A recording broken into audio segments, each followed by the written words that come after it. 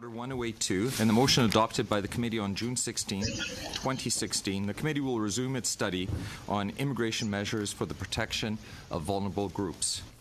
Appearing before us today for the first panel are from the Arcan Project, Ms. Chris Leva. Ms. Leva is joining us by, not video conference, by voice conference from Brussels. And from the Sentinel Project for Genocide Prevention, Mr. Drew Boyd, the Director of Operations. Thank you for being with us here today in person and by audio. And I'd like to begin with Mr. Boyd. If you could take 7 minutes to make your presentation. Thank you.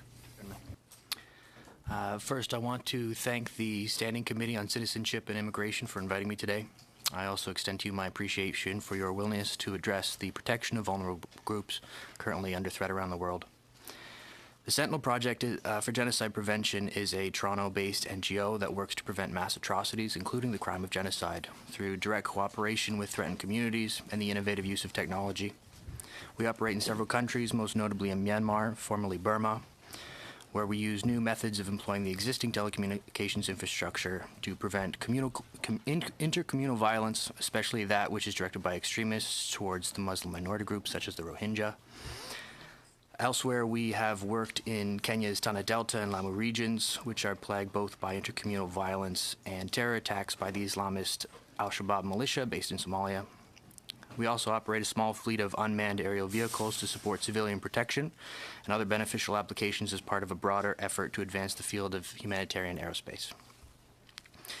One of the most challenging issues to overcome when working in hostile or unstable environments is that of accessibility, meaning not just the ability of organizations to bring assistance where it is needed, but also for threatened communities to themselves participate in the assistance programs and benefit from them. The question of how one bridges the gap caused by disarray and uncertainty caused by violence or exacerbated by geography is a difficult one to answer. In our experience, at least part of the solution is to investigate the role of underutilized information and communications infrastructure already in place, and to build capable, objective-driven systems on top of it. Information, when seen and used as a humanitarian or development context, can help in overcoming barriers, making smart decisions, quickly identifying focal areas and assessing risks. This is representative of a growing recognition that information itself can be a form of humanitarian aid, since people require high-quality information to make effective decisions about their lives, especially those living conditions in difficult and dangerous conditions. Without putting the right information into the right people's hands, delivery of every other form of assistance, food, medicine, shelter, protection, is going to be less effective. One area of particular concern for us are regions occupied by or in the vicinity of the Islamic State group, specifically their targeting of the Yazidi, Christian, and Shia communities. As recently as January of this year, one of our board members has been active in northern Iraq during a fact-finding mission and has highlighted some of the barriers to action as well as some of the opportunities for assisting vulnerable groups where accessibility is an issue. The barriers are most often institutional, primarily relating to rampant corruption combined with understandably fractured power infrastructure. And while these conditions can hinder work throughout the region, they are especially salient in places where minority communities are distrustful of regional governments and their representatives. And this is certainly the case with the Yazidis in Iraq. However, we have assessed the communications infrastructure in the region is capable of supporting systems which can circumvent power structures and connect outreach efforts directly to residents. Such systems could be used for extending the reach of Canadian government assistance efforts, broadcasting information to physically unreachable populations, and facilitating coordination. It's also important to recognize that Christian, Shia, and particularly Yazidi communities currently face an existential threat at the hands of groups such as the Islamic State. However, just as their persecution did not begin with this extremist organization, neither will it end with them. Therefore, I encourage the Government of Canada to commit to a long-term view of assistance for marginalized communities in Iraq and the Levant. I also encourage the Government of Canada to investigate innovative approaches to mitigating the extreme targeting of marginalized communities, which is unique in the new challenges that it brings and therefore requires creative responses. Conventional methods alone may not be sufficient to fully address these crises, but they can have a greater impact when supported by new tools available to us, such as widely accessible mobile telecommunications and open source software. Canada will be more impactful if it adopts and adapts these same tools when responding to crises created by those who persecute vulnerable minorities and threaten their very existence. Thank you. Thank you, Mr. Boyd. And now we turn to Ms. Leva, who's here by audio, and she's here by audio due to, and not by video due to security concerns. Ms. Leva, 7 minutes, please.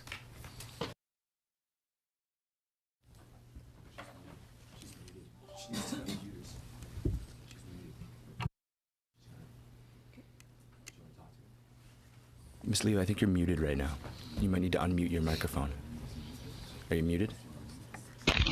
Yes, sorry. I believe that I am on video for the meeting room. I was told that it would be the case, but not to be put on later on the internet.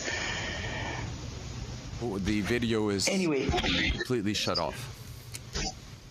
Oh, well, I can see, the member of the committee can see me. I have not asked to be, I just, oh, I see. I don't know why it's the problem. Because I told that I just do not want it to be posted online after this meeting, but for the live debates, I can be on video.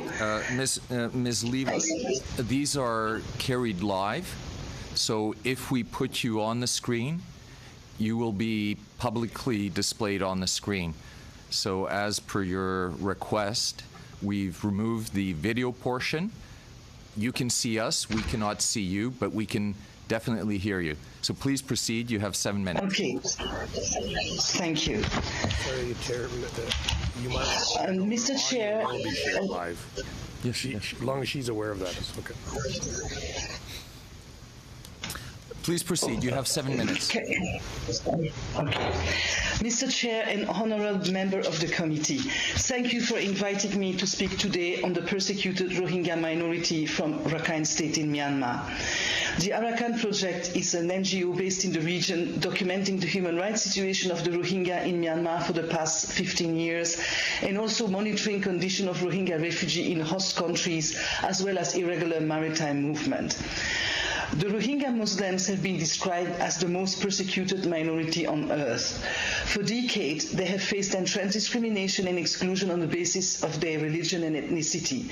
They have been rendered stateless, their movement are severely restricted, they are subject to gross human rights abuses by the Myanmar Authority.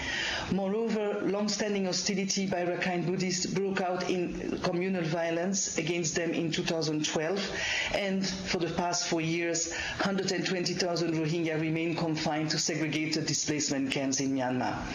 In the last few weeks, the new NLD-led government has taken some first steps to address anti-Muslim movement inciting violence in the country. And on May 30th, the government also established a senior-level central committee on the implementation of peace, stability and development in Rakhine State. But their mandate and task has not been made public, and of concern is that this initiative may be based on the draft Rakhine State Action Plan that was leaked to the media in 2014 and which is deeply problematic. So there are clearly no easy solution to the crisis in Rakhine State. Over the years, thousands of Rohingya have fled from Myanmar by boat and overland, especially since 2012. In May 2015, Thailand's anti-trafficking campaign resulted in boatloads abandoned at sea by smugglers, initially not allowed to disembark anywhere in the region. Today, more than 100,000 Rohingya refugees are registered by the UNHCR in the Asian region. Many, many more are unregistered. According to the UNHCR, figures in the 5 main host countries in June 2016 are as follows. Bangladesh, 32,885 registered, plus 200 to 500,000 unregistered. Malaysia, 53,163 registered, plus 50 to 70,000 unregistered. Thailand 602 registered, Indonesia 962 registered, India 14,423 registers, plus in the last 3 countries an unknown number of unregistered as well. None of these countries have ratified the Refugee Convention or the Statelessness Convention, nor have they enacted domestic legislation to protect refugees. The Rohingya in these states generally are considered to be irregular migrants.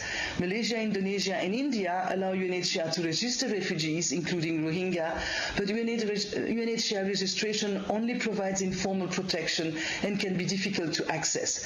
Bangladesh only recognized as a refugee Rohingya who fled during the 91-92 exodus, and Thailand keep Rohingya in indefinite detention. In Bangladesh and Aceh, registered Rohingya are housed in refugee camps where basic services are provided by the UNHCR and its partners. But in Malaysia and India, they live among host communities in slums or makeshift camps with little to no assistance. Access to formal education is usually not available, with refugees relying on community-supported or NGO school. Access to healthcare is also inadequate. With the exception of India, Rohingya refugees do not have the right to work and are thus vulnerable to exploitation as well as to arrest and detention as undocumented migrants. India started issuing long-term visas to refugees in 2015, and Malaysia is currently discussing issuance of work permits to Rohingya refugees. So Rohingya refugees are thus at constant risk of arrest. In Malaysia, about 2,500 Rohingya were trapped in immigration detention during my last visit in February, but the 320 who had landed in 2015 were finally released last week. In Indonesia, I'm just told that there are about 50 at least in detention, including women and children, and in Thailand, about 400 rescued or arrested in past years are still indefinitely held in immigration detention center for men or in government shelters for women, children, and victims of trafficking. Canada was the first country to resettle Rohingya refugees in 2007, selected from Bangladesh refugee camps. After Bangladesh suspended resettlement in 2010, small numbers were taken in from Sri Lanka, Cambodia, and Malaysia. Recently, Canada also accepted a few among those rescued in Aceh last year. UNHCR priority in Asia is to encourage more responsibility by states for solutions for refugees, including registration. Thus, referral for resettlement are made on an individual basis according to vulnerability criteria or specific needs. UNHCR does not promote large-scale or group resettlement, including for Rohingya. Nevertheless, the Arakan project is advocating for resettlement countries, including Canada, to increase the intake of refugees, of Rohingya refugees, and to consider for resettlement not just the most vulnerable, but also others, such as families with youth, for whom resettlement would provide access to education and with a better chance of integration. Rohingya seeking protection outside Myanmar are not just refugees, but also stateless. While resolving the situation of those currently inside Myanmar will take time, the potential repatriation of Rohingya refugees to Myanmar, including those born in exile, cannot be envisaged in the near future. So in the meantime, a generation of youth without access to education is being wasted, and resettlement should be expanded as one of the durable solutions for Rohingya refugees. The Arakan project recommends, first, generally to the Canadian government, to continue its advocacy to the government of Myanmar on democracy and human rights and on the urgent need for a resolution to the marginalization of the Rohingya. 2, to increase its support for the provision of basic services, including education, to Rohingya refugees in all countries. 3, to continue its advocacy to states in Asia to regularize the Rohingya, including in Malaysia through the issuance of work permit. We also recommend, more specifically to the Minister of Citizenship and Immigration, number 4 then, to increase the number of Rohingya refugees selected through government-sponsored refugee resettlement program. Number 5, to increase the ability of Rohingya to access private resettlement through the repeal of the requirement that resettle refugees sponsored by community group, and I'm talking about the group of 5 or community sponsor, be recognized and referred by UNHCR, and finally to consider the reintroduction of the source country class to allow resettlement of particularly vulnerable Rohingya from within Myanmar. Thank you very much. Thank you, Ms. Leva. Mr. Tabara, 7 minutes, please. Hi, thank you both for being here in person and by audio. I want to thank you for the great work that you're doing for helping vulnerable people around the world. The UN, this is to Ms. Liwa, the UN considers the Rohingya people as one of the most persecuted minorities around the world. In 2016, the UN report raised that the possibility that the pattern of violations against the Rohingya may amount to crimes of humanity. The report documented a wide range of systematic human rights violations and abuses of their ethnicity, including forced labor, sexual violence, and threats to life and security. I know that there's a lot of Rohingyas that are living in refugee camps since the violence of 2015. Can you tell us a little bit about the living conditions in these camps? Yes, I have just actually visited you. I think you are talking mostly about the internally displaced people's camps inside Myanmar, Yes, isn't it? sorry, yeah. Right, yes, not the refugee camps outside the country. So yes, I actually visited at the end of May, and I think I was very shocked because I have visited these camps every year now, and the conditions today are absolutely unacceptable and appalling. The main problem, I mean, there are so many problems. Of course, access to health care is a big issue because the Rohingya, as I said, are completely confined and segregated in these camps and cannot access health facilities outside except under military escort. There is only one hospital in Sittwe, and many people are afraid to go there, and those who live in faraway camps sometimes need to arrange transportation by boats, etc., because the local Rakhine community do not allow Rohingya patients to actually access a local hospital, which is sometimes a few hundred meters from the camps.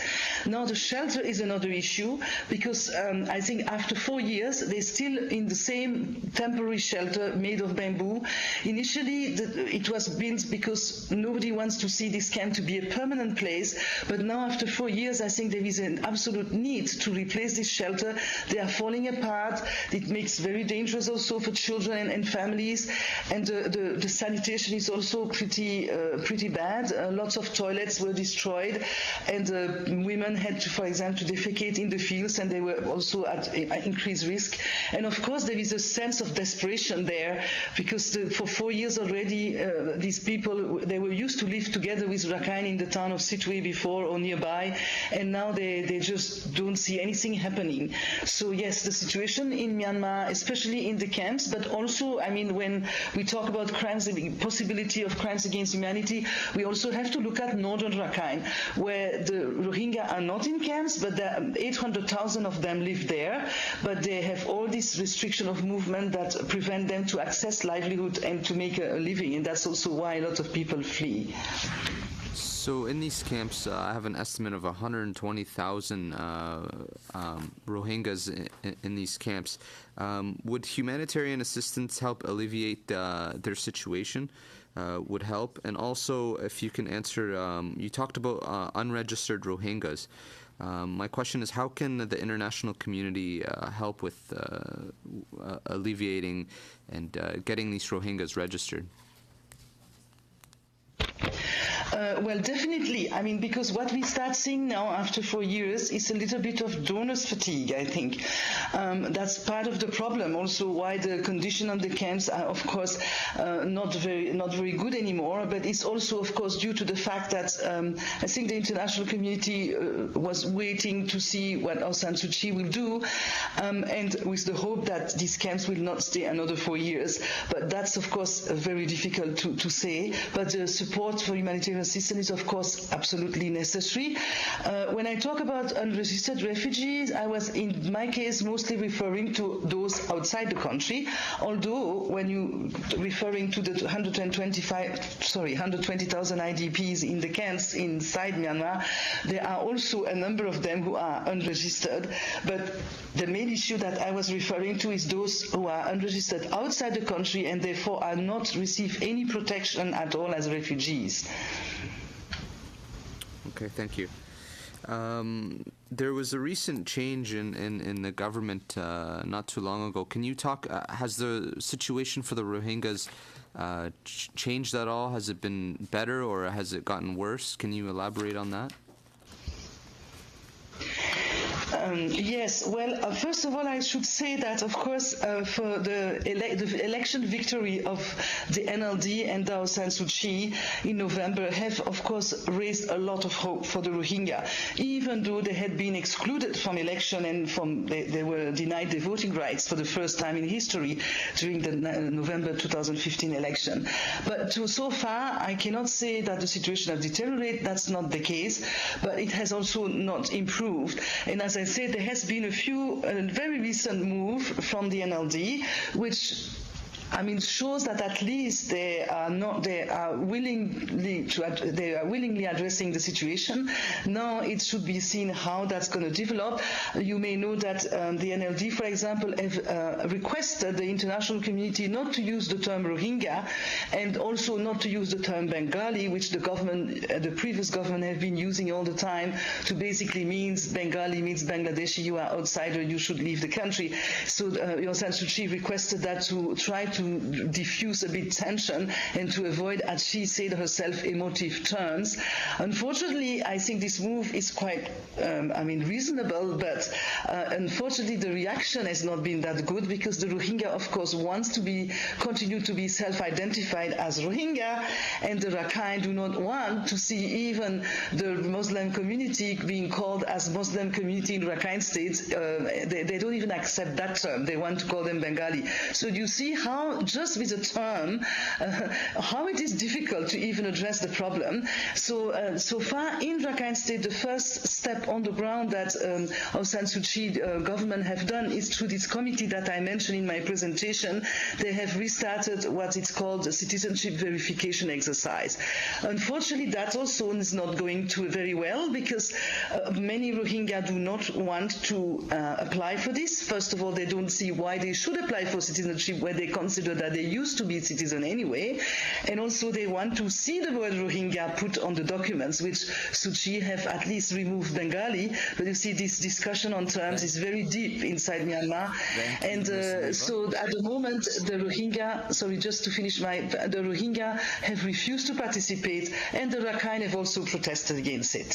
Thank you. Ms. Rempel, 7 minutes. I understand you'll be sharing with Ms. Galan. Yes, thank you. Mr. Boyd, when I was looking up some of the information around your project and what you do, there's an early warning system that I believe you operate with. Could you tell the committee a little bit about that and whether or not it was triggered with regard to the case of the Yazidi and how that worked and how that can help the international community? So we have sort of two levels of early warning. One is our conflict tracking system, which is similar to a lot of different tracking systems that other organizations have implemented. And it focuses on sort of the global scale, the escalation of conflict, and in line with the concepts of the escalation towards genocide, it is specifically tuned towards that. Unfortunately, I think one of the shortcomings of this global focus of early warning is that it is entirely too broad. It's very difficult to focus on every particular region and identify them. So in that case, it was not tripped.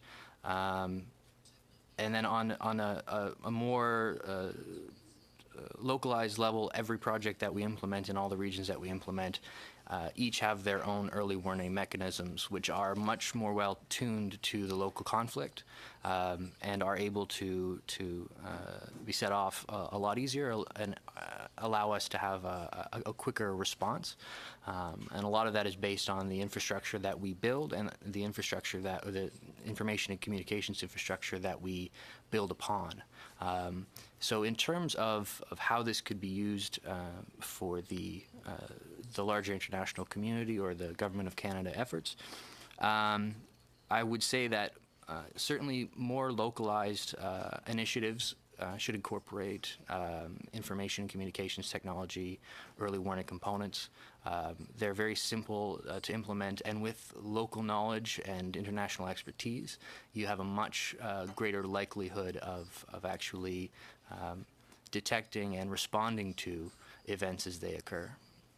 Have you had a chance, or your organization had a chance to review the report that was recently issued by the UN with regard to the declaration of genocide against Yazidis? Yes. There are many recommendations within the report for the international community. I'd like to give you an opportunity just to speak to how Canada can respond to most of them, the ones that were made for member states, but specifically for the scope of this study as well. If you could specifically speak to, based on your experience, ways that Canada can fulfill the recommendation of accelerating asylum applications for Yazidi victims of genocide. Certainly, and this comes back to what I mentioned in my opening remarks, which is the issue of accessibility and also the issue of coordination.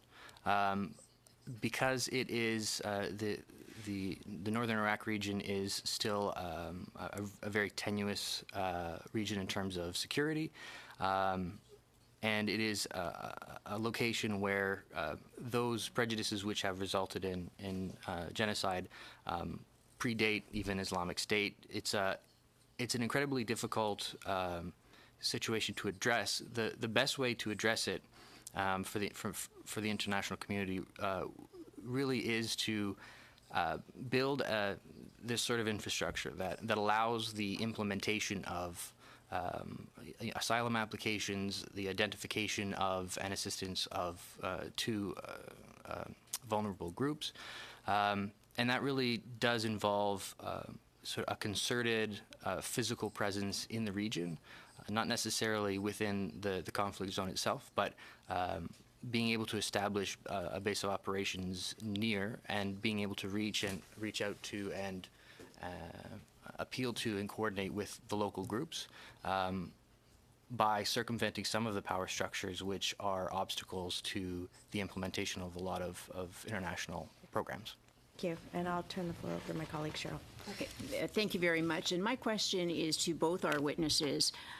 In Iraq and the Levant and places where the Rohingya refugees reside, generally speaking, what government documents requires the religion of the person to be displayed? Passports, visas, birth certificates, work permits, hospital cards, voting cards? How are given that our second witness stated that the Rohingya want to be identifiable, not everyone else does. So what are the different ways that they are displayed?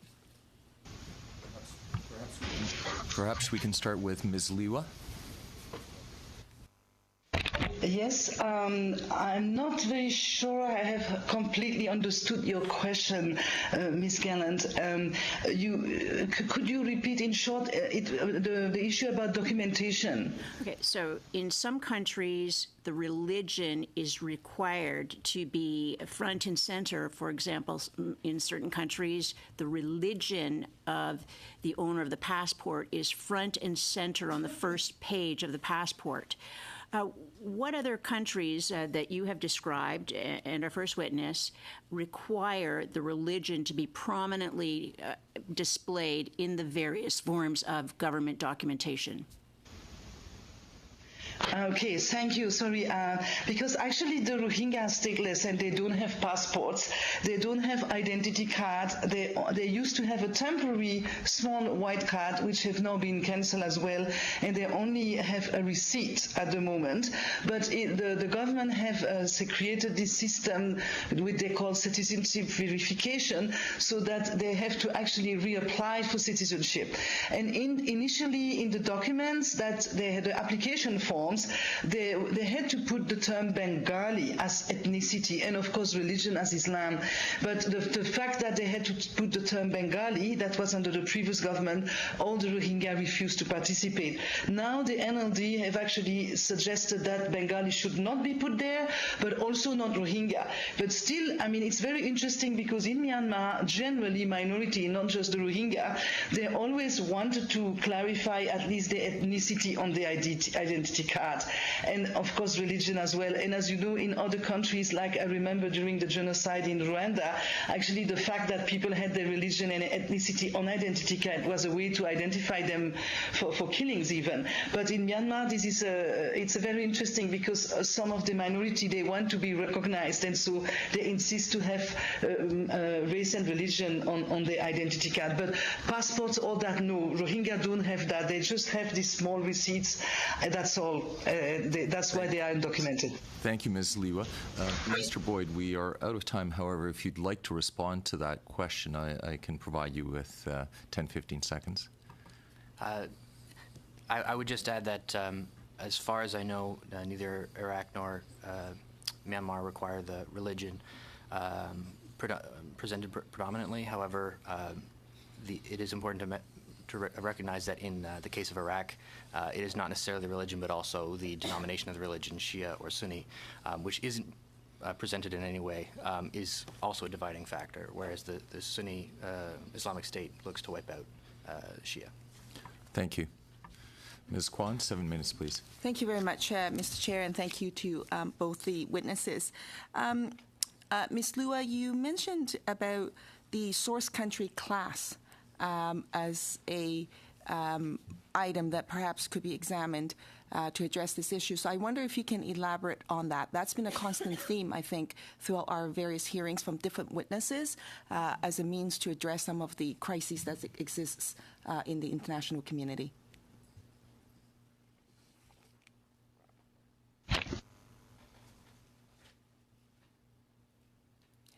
Hello. So can I answer? Okay, yes. Right. Okay. Well, I understand through colleagues here in Canada that in 2011 the regulation creating the source country class was repealed, and this source country class allows residents of designated country to apply directly to Canada for refugee status from inside their own country, whether it is the country of residence of their country of origin. And I think it could be possible to use that for the Rohingya, especially for particular individuals, especially those at risk inside the country.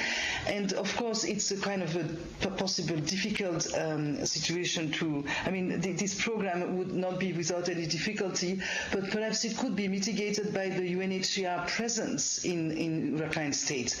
Since UNHCR has quite a significant operation there, they could perhaps help identifying some particular individuals that may be able to benefit from this. And I understand too that the South Country class could be reinstated with a simple regulatory amendment restricting its scope to nationals, those are habitually residents in the source country. It doesn't need to have a change of legislation in Canada. Thank you. Thank you. Yes, you're correct, and particularly it's to assist those who are internally displaced in their own country. So thank you for that. You mentioned a little bit about the humanitarian aid that is required, and in particular, access to health care. Do you mean when you say that access to health care to medical supplies or to medical personnel? And in terms of international aid, would it be useful or helpful for the international community to send a team of medical personnel there to provide medical assistance, or is it more supplies that they need, or is it both? Just to sort of clarify specifically around the need for humanitarian aid. Yes, access to medical care is, of course, one of the biggest problems. But I think probably what is most important is perhaps strong advocacy with the government here, because the humanitarian agency, as you know, there have been attacks against them by Rakhine extremists in 2014. Now the situation has returned to normal, more or less. But the biggest problem is the fact that the Rohingya, for example, health worker, they cannot leave the camp, so they can't go out, and they can't get permission to move. So in order to provide assistance to the Rohingya IDPs in the camps, I mean, you need people, of course, who are able to provide services from their own community. But also there has been fear from Burmese and Rakhine to work with humanitarian agency because there have been death threats against them. And as I said, some of the access, the main hospital is in Situé, the only one which has have some equipment. In the camps there is only one, like they call it, station hospital, which 2 doctors for 90,000 people. I mean, working only from Monday to Friday. So whether a team of doctors would be, I mean, it has to be done, of course, with permission from the government. It may be useful, but as you know, MSF, for example, Médecins Sans Frontières, used to work there, had a large team, they were the main provider, and then the Rakhine Buddhists attacked them and forced them out. So now they've been allowed to back again to the camps, but not as before. They provide just some doctors to the government health service. So that's the big problem is not necessarily the fact that there is no access at all. It's the fact that the tension between the community, especially from the Buddhist hardliners and the monks, are preventing Rohingya to actually access health care. It's the freedom of movement and the security which is the biggest problem for accessing health care. Thank you. I think it was Mr. Tabara who offered the number of 120,000. I'm wondering whether or not that is your understanding of how many individuals are we looking at in terms of those that are in this crisis. Well, yes, 120,000 are the current figure by OCHA, the UN Humanitarian Aid Coordinating Agency, of IDPs in camps, and those who, of course, are listed by the government and receiving assistance. Because, as I said to your colleague earlier, some of them do not, and live in shacks and huts without they are not providing with regular assistance, just with donation, which are not directly official. But the problem in Rakhine State is not just the camps, it's also the population in other Muslim Rohingya villages around the camps. The difference between them is only the fact that they didn't have their house burned down during the violence, whether the 120,000 did lose everything. But in terms of access to health care, freedom of movement, access to livelihood, they face the same restriction. And the authority mentioned this restriction as for security reason. I would say it's probably partly true, but also I think something should be done to help, trying to, to diffuse the situation. I mean, it's not going to be easy, as I said, but when I asked many people during my last visit what actually makes this restriction of movements, I was told that it's a mixture of order by the authority, people being stopped at checkpoints, Rakhine Buddhists threatening Rohingya if they go out of their village, they're going to be attacked, and also fear among the Rohingya community. So addressing that, and of course it's a key problem, and access to health care and also education and livelihood is all related to this issue of freedom of movement and access to services. Thank you. Ms. Zaid, now I understand you'll split your time with Mr. Virani? Yes, thank you, Chair. 7 yes, minutes. I will be splitting my time with Mr. Virani. I want to thank both the witnesses for providing this information to us and for all the work which they are doing. So my first question is for Ms. Liwa. You have mentioned that there are about 120,000 people, Rohingyas, in different camps. And in addition to that, you mentioned that there are a number of people who are not listed by the government. So what are the ways you recommend that those people can be identified, those people who are not listed? What are the best ways to identify those people? Okay, well, first I just want to clarify here. In my presentation, I have given quite a bit of focus also on the unregistered people when they are refugee outside Myanmar.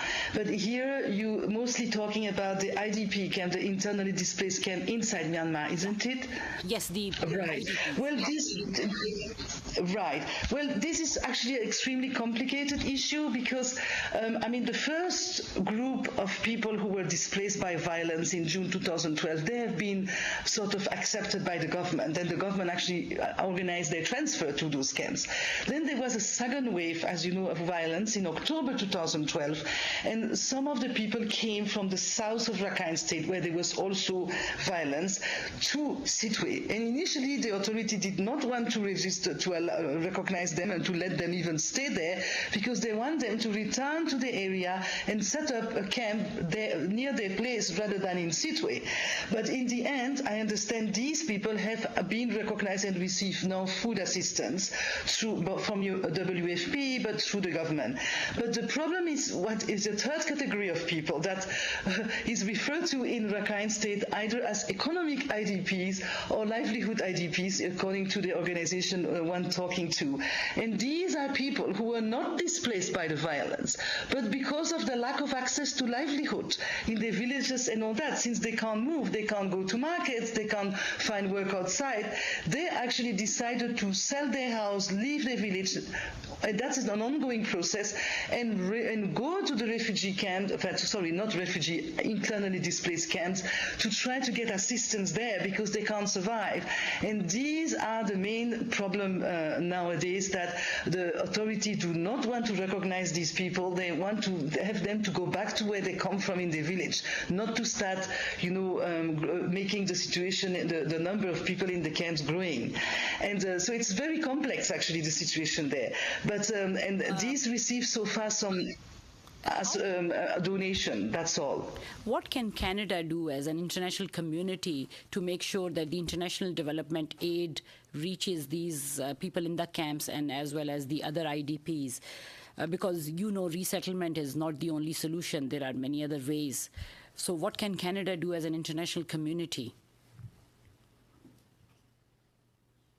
I definitely, as I mentioned in my recommendation, I think there is a need for strong advocacy with the government of Myanmar to make sure that they are committed to address the situation and find a solution, or to resolve at least the situation of the Rohingya, which includes, of course, citizenship, freedom of movement, and resettlement or relocation to their place of origin. As I said, as you can understand, it's not going to be easy, but the advocacy part, the pressure on the Myanmar government not to let this down is absolutely important. And of course, supporting perhaps financially, the provision of services. I understand there is a big shortfall in terms of funding, both from WFP. When I was visiting, I was told that the Russians are going to be cut down because of lack of funding. So I guess, and I think Canada already contribute, but perhaps it could increase some contribution, or at the same time, I don't know.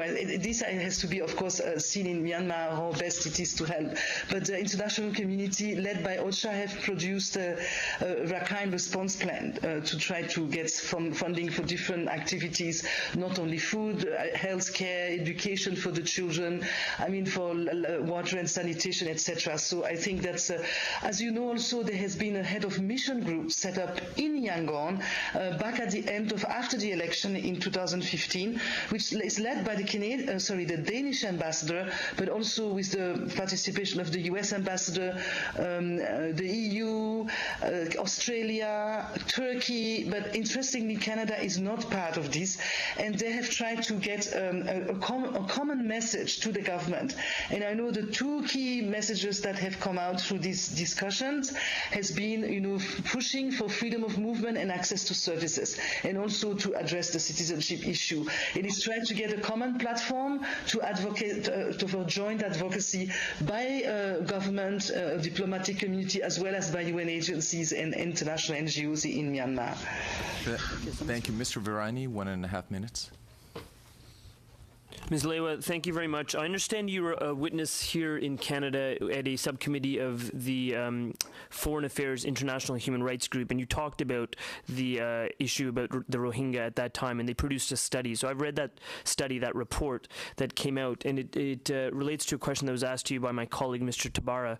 But at the time, as well as during the course of the study, so in 2012 and in 2015, Human Rights Watch, and I'm reading from the study, produced 2 reports documenting the violence against the Rohingya and concluded that the violence against the Rohingya during those clashes amounted to ethnic cleansing and crimes against humanity. What I want to ask you about is about the response of Canada in 2012 to that Human Rights Watch report. Was there any change in Canada's response at that time to this report from Human Rights Watch that crimes against humanity were being committed against Rohingya Muslims?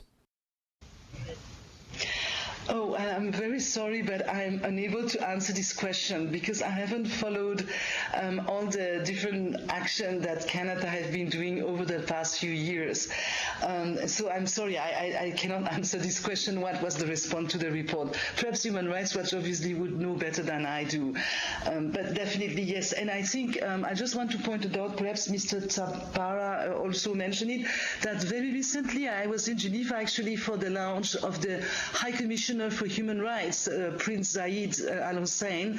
He released a report on the situation of Rohingya and other minority in Myanmar to the Human Rights Council. And as you know, this report again raised the questions about the situation in Rakhine State to amount possibly to crimes against humanity. Thank you. Thank you. We're over time. Mr. Soroya, 5 minutes, please.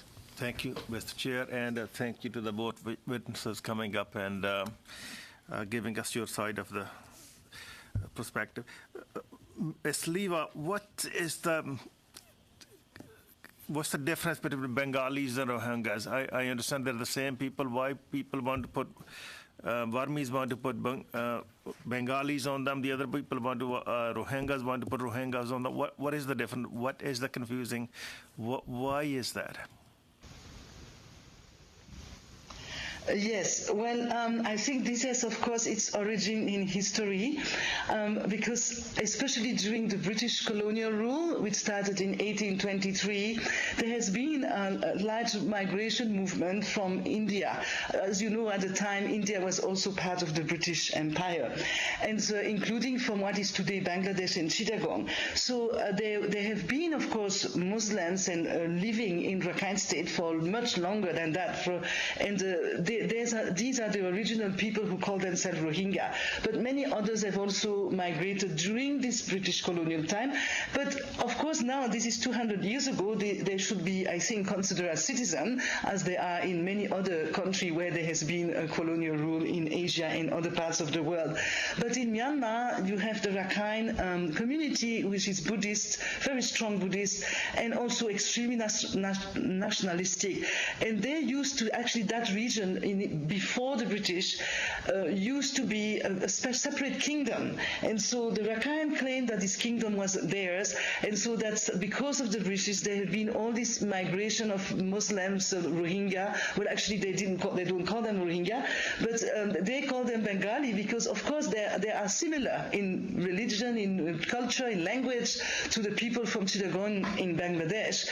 But as you know, they're born in Myanmar, their family, their grandparents are born in Myanmar, but even today for the Rakhine and most Burmese, the public as well, is not just the government, the public wants to see these people as no, they are foreigners, outsiders, came here to invade our country, and for the Rakhine it's a kind of existential threat.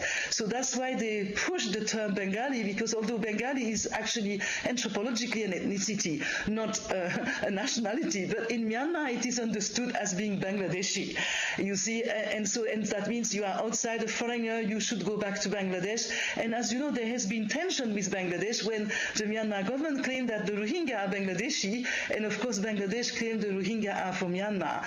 And I think that's the whole issue is about, that the Myanmar and the Rakhine in particular do not want to accept Rohingya in Rakhine.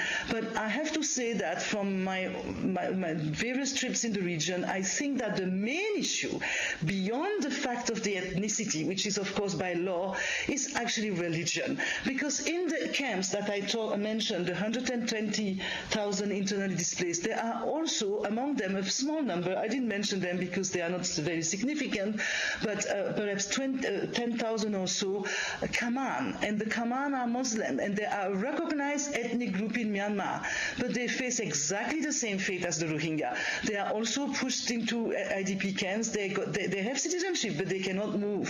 So that's why I have always suggested that citizenship alone is not going to solve the problem. It has to be holistically approached, and of course tension have to be reduced, and I think the government have to take steps at the national level, not just Rakhine, to stop all this hate speech, inciting to violence against Muslims. And I'm very happy that just last Friday, the government has set up a committee at the national level to address hate speech and incitement to violence. So maybe that's the first step, which hopefully is positive. But I just want to mention that. They were denied voting first time. What was the reason given? Well, exactly. Initially, actually, there was a vote in Parliament to allow them that, because at the time they were holding temporary ID cards, and in the past these temporary ID cards were actually allowed to vote because they were considered by the government not really as stateless, as being doubtful citizens that need to be verified, and so all of the past election in the 50s, 60s, even in the 1990s, the Rohingya have been allowed to vote. But in 2015, just before the election in 2015, there was a discussion about organizing a constitutional amendment referendum, and the law for that included a temporary card. And suddenly, the Rakhine, especially the monks, started leading protests and demonstrations throughout the country, saying that they will use violence if the government does not stop the Rohingya from voting.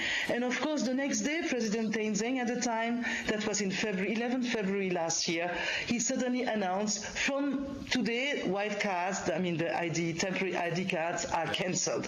So now the Rohingya could not vote because they have no more ID cards. Thank you. Mr. Fredriskatos, 5 minutes, please. Thank you very much, Mr. Chair. Ms. Liwa, just to pick up on my colleague, Mr. Virani's question, the subcommittee studying international human rights in their study of the Rohingya proposed, or rather suggested, and I'm quoting directly from the report now, the establishment of a formal office of the UN High Commissioner for Human Rights in Myanmar, in part to facilitate independent inquiries into potential human rights violations and violence against ethnic and religious minorities. Do you think this is a sensible approach?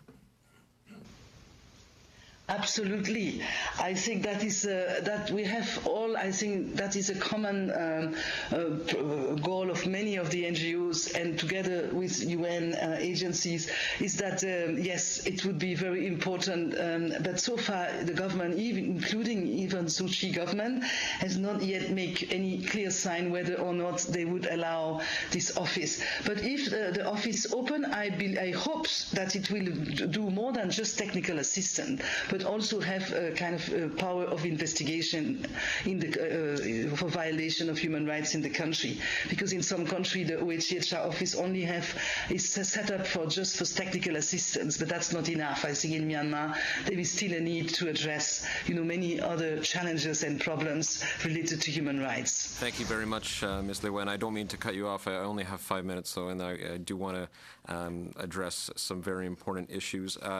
In 2011 and 2015, as we just heard, Human Rights Watch put forward the position that ethnic cleansing was taking place in Myanmar with respect to the Rohingya minority.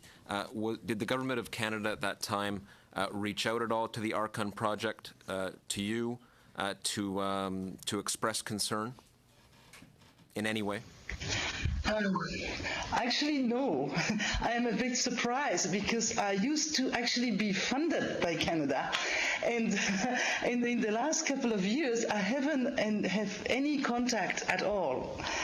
So I'm glad that now the Parliament has been, some committees have been inviting me to testify. Thank you. I'm very happy about that too. Mr. Boyd, statelessness is an issue that has a direct link to vulnerability If you're stateless, you're vulnerable by definition. You mentioned Kenya in your presentation. Could you speak about the Nubian minority? Any details? I know that their plight is of concern to human rights advocates within Kenya and outside of Kenya. And in terms of the consequences of statelessness for the Nubian people and the Shona people also. Yeah, where we work on the coast, so we are interacting mostly with the Swahili groups, which is its own separate ethnic group or tribe, as well as pastoralists from Somalia and their descendants. So in terms of the Nubian group, I couldn't comment directly because that's not within our purview. Okay, and final question: is there, and in fact this goes to Ms. Liwa, is there a direct connection between statelessness and internal displacement, and is the international community equipped with the mechanisms to deal with these sorts of problems? There is, as you know, Ms. Liwa, a convention, a UN convention dating back to 1960 in relation to the plight of, to deal with the plight of stateless peoples. But I wonder if you could comment on that. Well, obviously there is, as you see, to be a citizen is to have rights, to at least access to basic rights, and stateless people don't have that, as this is the case. I mean, how to solve this problem? Of course, I don't have a straightforward answer for that, but it's interesting because the 1982 citizenship law in Myanmar itself, of course, is not in line with international standard and creates statelessness rather than trying to avoid it. But also for the Rohingya, it's not just the law itself. Actually, there are provisions in this law that would allow Rohingya to be recognized as citizen, but the problem is the implementation of the law. The way the Council of Ministers is supposed to take decision on citizenship have so far never provide any answer. So of course vulnerability, there is a link. Also in terms of refugee movement, which I have covered particularly in my presentation. As I said, you can be a refugee, but at least you have a hope to go back to your country, whereas when you are a refugee and as well stateless, this is more difficult. And I have to say one of the biggest problems in Myanmar is the fact that if a Rohingya is caught in detention like those in Thailand, for example, even if they wanted to go back to Myanmar, I mean, they shouldn't really have to because they are refugees, but even if in some cases people don't care and just say they want to get out of detention, well, Myanmar have systematically refused to admit back any Rohingya. So that means the problem of indefinite detention is not just in Myanmar, in Thailand, it's also in India, in Bangladesh. When governments are not providing refugee status, yes, they also end up in detention. Thank you, Ms. Liwa. And just a quick question to Mr. Boyd. The Arkan project has an early warning system to identify groups that are at risk of potential genocide. Are there currently any such groups? And if so, could you provide documentation to this committee at your earliest convenience so that we can consider that in the future? I'd like to thank all the panelists for appearing today. And at this point, we will suspend for 2 minutes to allow the next panel to appear. Thank you.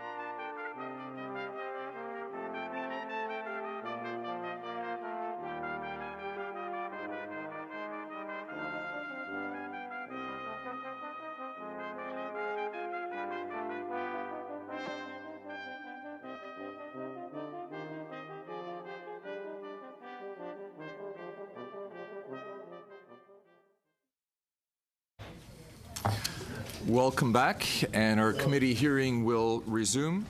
We have before us on this second panel Mr. Rabea Alous, Director of the Catholic Refugee Sponsors Council, Reverend Majed El Shafi, founder and president of One Free World International, and from Operation Ezra, Nafia Nasso and Lauren Weiss.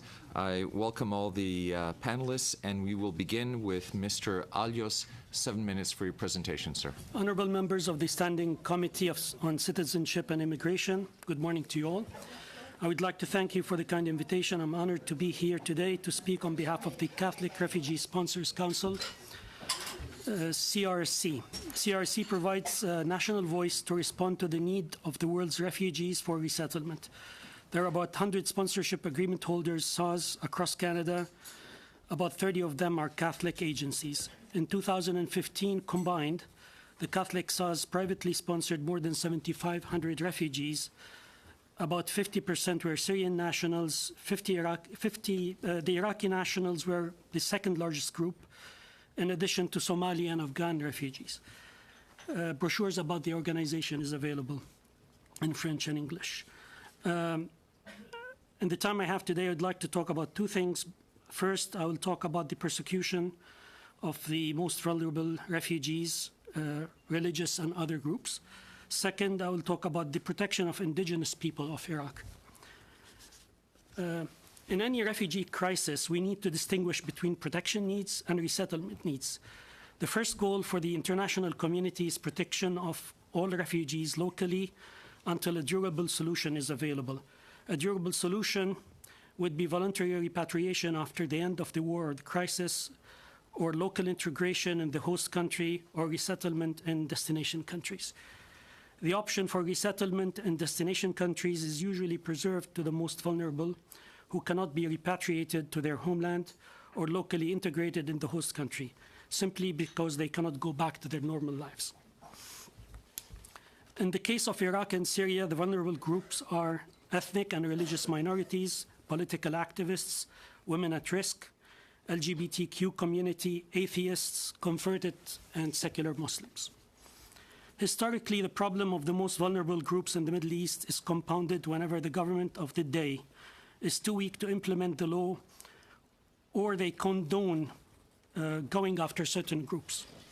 In the 1940s, for example, the Iraqi government condoned attacks on the Jewish community. Many were forced to flee after confiscating their properties. According to an Ottoman census in 1917, the Jewish community in Baghdad was about 20% of the total population. Today, there are only 5. Historically, going after religious and ethnic groups was common. That happened to the Jewish community what happened to the Jewish community before it's happening to other religious groups today. The Iraqi Jewish community were mostly resettled in Israel and other countries and managed to remain vocal and strong. That is why resettlement of minority and ethnic groups and religious need to be prioritized to ensure that they live on. Since 2003 in Iraq, the government was too weak to preserve law and order. This allowed militias and extremist groups to go after ethnic and religious minorities as well as other vulnerable groups mentioned earlier, without fear of punishment. The same occurred in Syria after the civil war of 2011.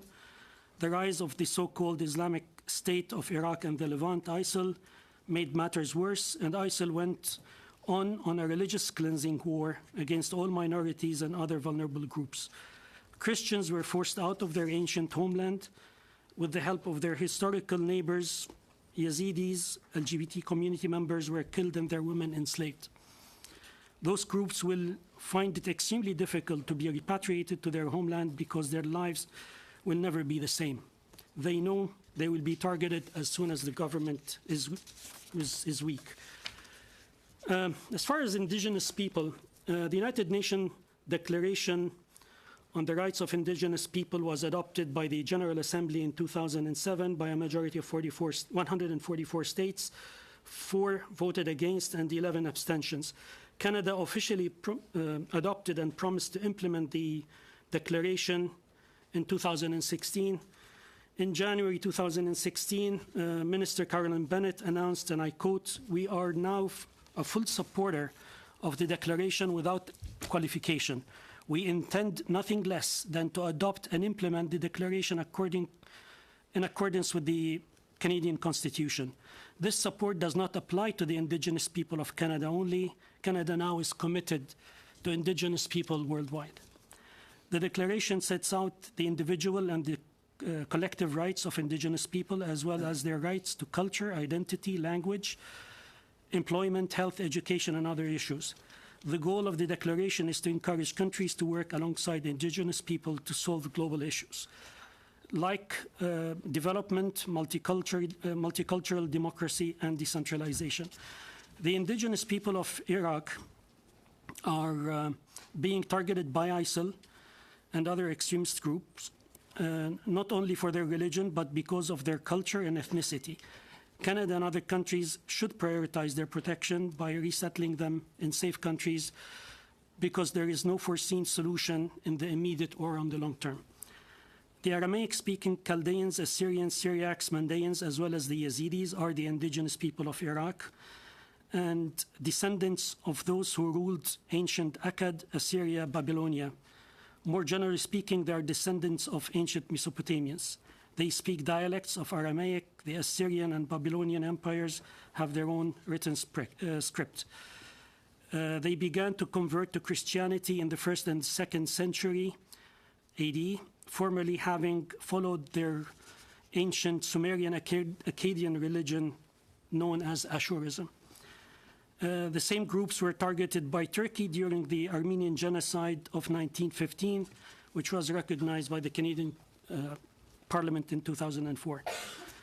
The Canadian government, as well as the other governments, need to protect or need to give special attention to ethnic and religious minorities in Iraq and Syria, in particular Chaldeans, Syriacs, Assyrians, Mandaeans, and Yazidis, because they are the indigenous people of the land. Without this protection and resettlement, those communities will disappear forever. Thank you very Mr. much. Thank you, Mr. Alios. Mr. El Shafi, 7 minutes, please. Thank you.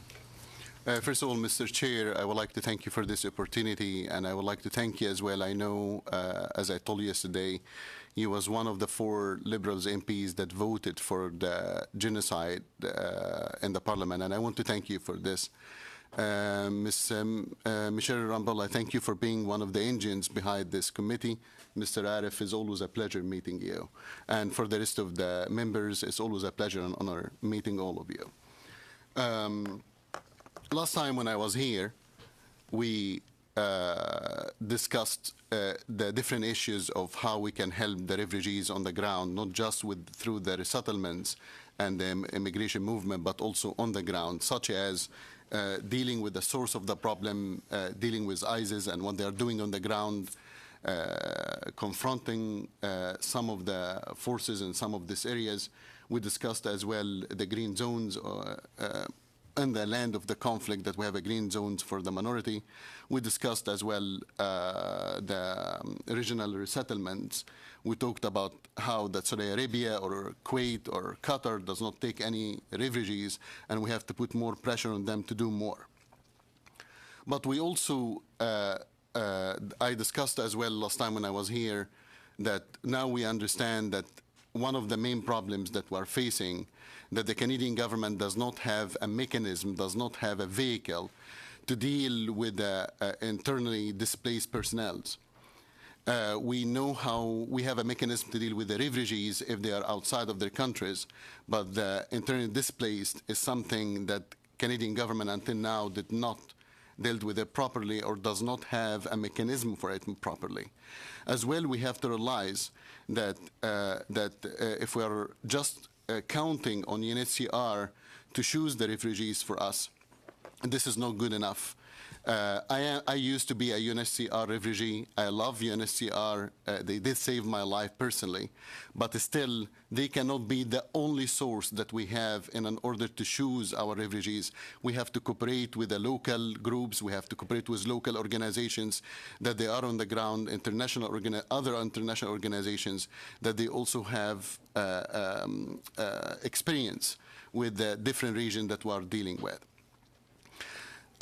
We also discussed that the Canadian government does not want to choose the refugees based on their background, religious background, or ethnical background.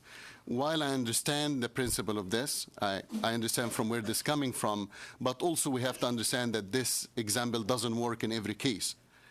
When we are saying that the Yazidis is being killed because they are Yazidis, we have to look at the religion. When we are saying that the Christians being killed because they are Christians, we have to look at their religious background. We cannot leave the most vulnerable minority behind simply because we want to be politically correct.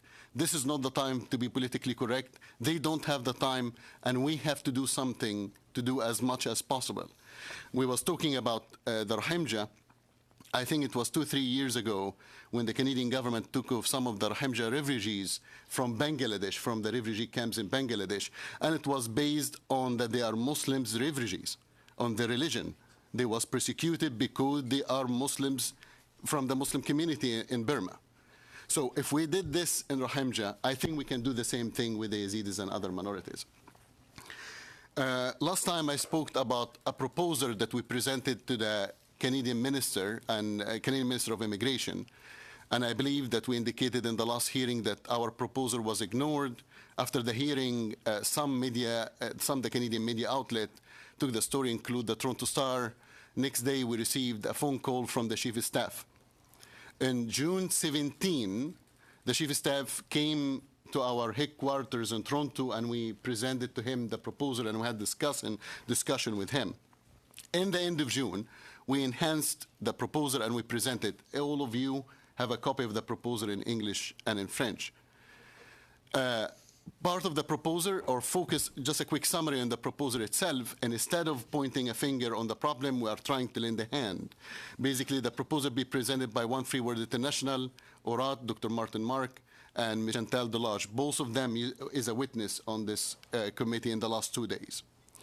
And the proposal based on what we call JAS, Joint Assistance Sponsorship, which means that the government and the community working together hand by hand to sponsor more than 400 Yazidi girls as a first step in order to bring them here to Canada. I'm not talking about private sponsors. I think if you have the money to bring 25,000 refugees, I think you can bring 400 Yazidi victims here to Canada. It's as simple as that. So working together, the government and the community, in order to bring 400 Yazidi girls that are victims, working on the ground with the locals in order to pinpoint who they are and how we can bring them here. You have all of this in the proposal. Please feel free to ask me any question with regard to the proposal. In the end, and in the conclusion, in 1939, there was a ship full of Jewish refugees under the name St. Louis ship. At this time, we had a prime minister, his name was Mackenzie King. And Mackenzie King, his statement said, one is too many. Most of the 900 refugees that was on this ship went back again to Germany, Nazi Germany, and was killed. What's happening today, Yazidis today, is the second St. Louis ship in our Canadian history. Let's not repeat the mistake again. Thank you, Mr. Chair. Thank you, Mr. El Shafi. And now we'll hear from Operation Ezra. Will Mr. Weiss or Ms. Nasso go first? Ms. Nasso. You'll be splitting your time with Mr. Weiss. Good morning, ladies and gentlemen. Today, I am here to tell you that my people are a victim of genocide based on their religious beliefs. On August 3rd, 2014, ISIS attacked the region of Shingal and began one of the most atrocious killing campaigns of the 21st century. Hundreds of thousands of people were forced to flee their homes. many Yazidis were captured. Men, women, and children were separated from their families. Boys were forcibly converted and trained to become suicide bombers and soldiers for ISIS. As many as 5,000 Yazidi girls were taken as sex slaves by ISIS and resold across the Middle East.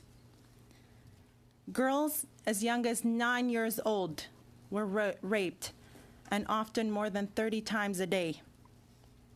This continues. Some 3,000 remain in captivity. Many have committed suicide, and others have been murdered. Yazidi babies were taken away from their families and given to Muslim families. Men were either converted or executed on the spot in front of their families. Older women were executed, while younger women were kidnapped and forced into a widespread sexual slavery industry. ISIS justifies its campaign against the Yazidis under the banner of radical Islam. It considers the Yazidi as infidels and devil worshippers who they view as subhuman. How is this not a genocide? This is a systematic elimination of my people based on their religious beliefs. Yazidis who were lucky enough to escape the Shingal attack fled to Mount Sinjar in August of 2014. Thousands died of starvation or dehydration or exposure to the elements. Young mothers dug graves to bury their children that did not survive. Following the intervention of Western nations, tens of thousands of Yazidis were finally able to flee and settle across Syria, Iraq, and Turkey. This tragedy has left over 500,000 Yazidis as displaced persons, with well over 100,000 in UNHCR refugee camps. Did you know that these camps are segregated? This is because we are a religious minority that the Muslim world does not accept. So the UN keeps us segregated to protect us, even from other refugees. The situation of my people is desperate, and it is dire. I implore you to act to help save my people from extinction. The Yazidis have held a unique and terrible religious status in Iraq and Syria, which is different than any other group. It means we can be murdered and raped, enslaved with moral and civil impunity. Without your intervention, my people will not survive. Our religion is over 6,000 years old, and we used to number 23 million. But after 73 recorded massacres, we now number fewer than 700,000, and we are scattered across the world.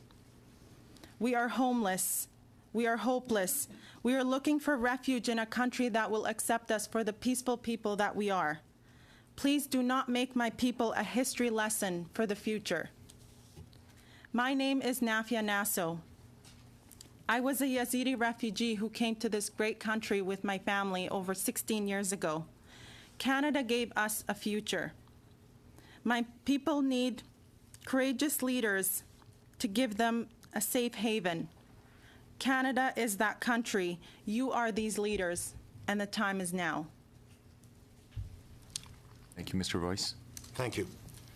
What we're here today is to tell you that private sponsorship of refugees is limited in its effectiveness.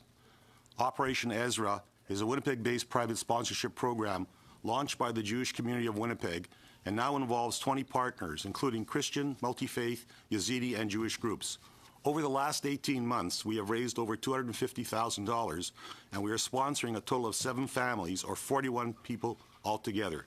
To the best of our knowledge, we are the only private sponsorship program focused on the Yazidi people.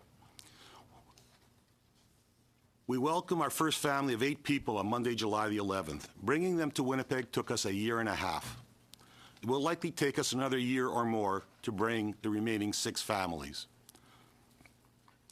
The complicated and time-consuming private sponsorship refugee immigration process has just too many obstacles to be an effective solution.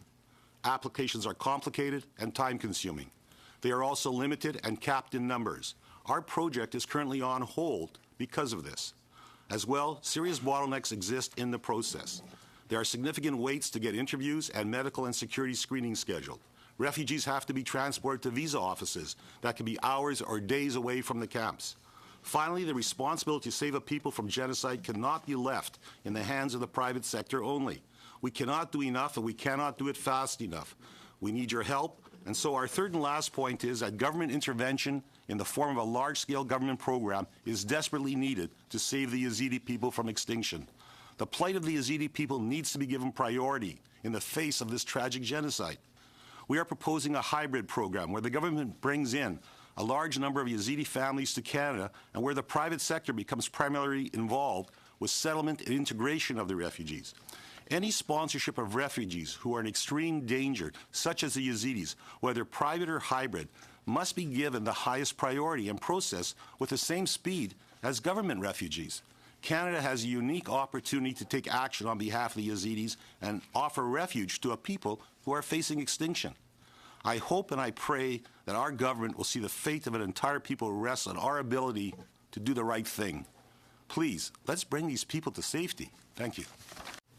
Thank you, Mr. Vice. Mr. Asasi, 7 minutes, please. Thank you, Mr. Chair. I'd like to thank every witness for being here today and providing us with their moving testimony. I think I can say that I speak on behalf of every member of this committee that we are obviously very much concerned, not only about the Yazidi community, but other communities that are suffering atrocities. Now, if I could start with Reverend El-Shafi. Welcome back, sir. Reverend El-Shafi, you actually referenced in your remarks that Canada does not have a mechanism to deal with displaced people, in the sense that our refugee regime does not have any provisions that deal with it. Do you know of any other country that has legal provisions in their refugee nomenclature or legal framework that does deal with displaced people? I would say Germany.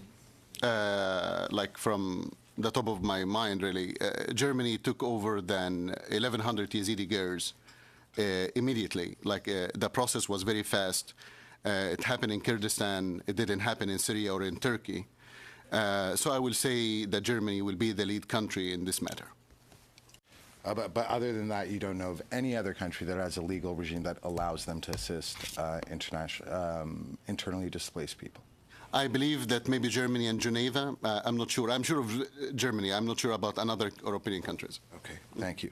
And I understand that One Free World has been very active on the issue of Yazidis for some time. Would it be fair to characterize your group as a non-partisan group? That's correct. That's correct. And have you ever received any funding from the government? No. Nothing through the Office of No. Religious Freedom? No. Okay. Now, I understand that you've previously arranged trips abroad for various issues that you've been advocating. Is that correct? That's correct. And have there been MPs that have gone along on Absolutely. any of your trips? Liberals and conservative MPs. Okay.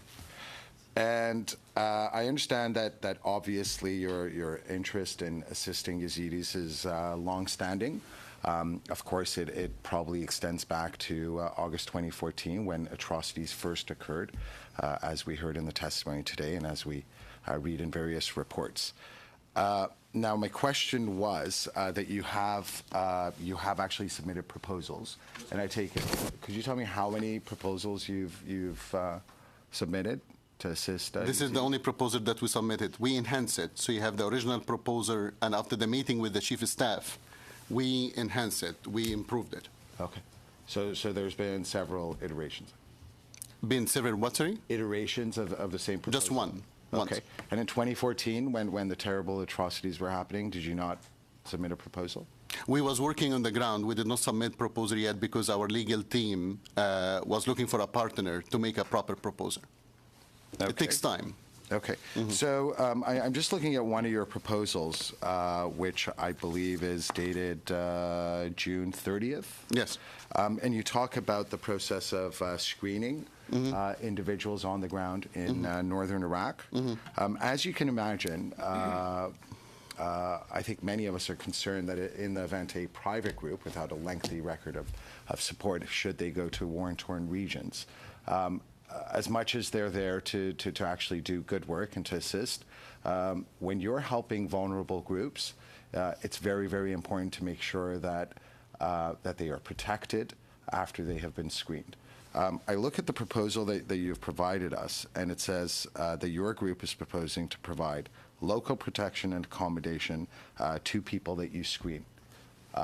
What would that entail? I mean, it's just a passing reference in the letter, but given how vulnerable the population you're dealing with is, what exactly did you have in mind?